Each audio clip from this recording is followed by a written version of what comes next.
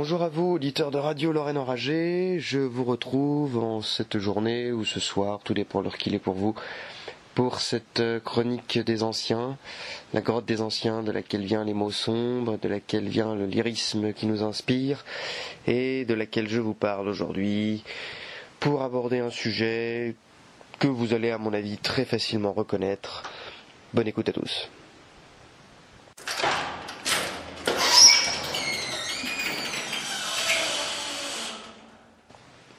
La vieille frangine qui nous suit. On la dit mauvaise, on la raille, on la conspue, on la fuit. Les individus qui se consument dans le spectacle permanent l'insultent, ne veulent pas en entendre parler.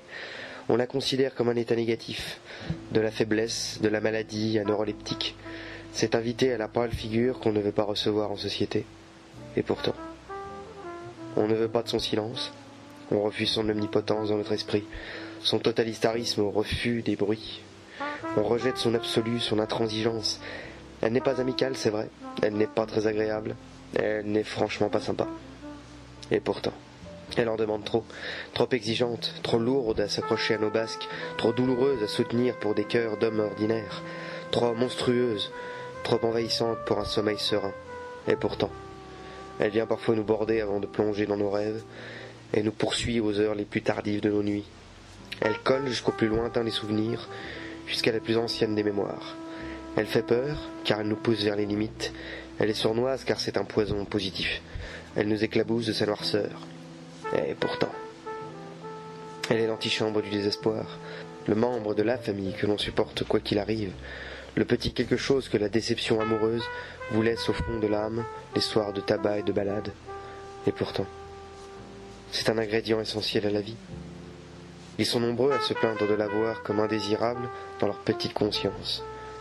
Les artefacts modernes et les tumultes puants des vies contemporaines la réduisent à un petit coin rectangulaire, à un petit écran informatique. Tout simplement parce qu'on la refuse, en se bouclant dans des confinements rassurants, dans le bien-être de nos vies sur Facebook.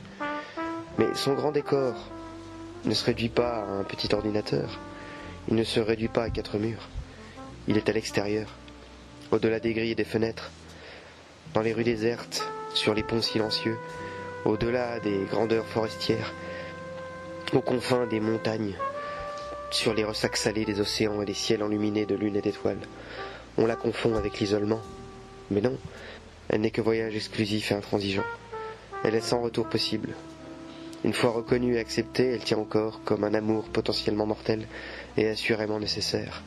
Une fois encore, le démocratisme pour chaque individu insignifiant vient raturer l'honneur des hobereaux. Car non, elle n'est pas démocratique, elle n'est pas pour tous, elle n'est pas raisonnable. C'est un nectar noir, plein de douleur, qui vient dans les longs moments où l'esprit prend le temps d'emprunter les vieux chemins de nos vies passées. C'est une lame à double tranchant, dont on doit se passer sous peine de sombrer dans le déséquilibre. Dans la contemplation de son ego qui s'ébat dans la fureur, un tranchant en noir et blanc. Une de ces moisissures de la vie, ce champignon fécond grâce auquel les césariens trouvent de quoi ravitailler leur spleen, les grands stratèges juchés sur leur monture, des peintres sales et maudits, aux musiciens atteints de surdité, les fous scribouilleurs griffonnant sur l'histoire des hommes, des poètes pendus, aux rois devenus fous.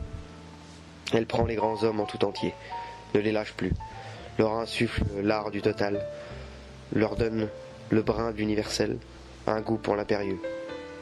Rencontre dont on ne revient pas. Certains iront jusqu'au bout de son arbitraire. On se juge sur un radeau vers une gigantesque lame océanique.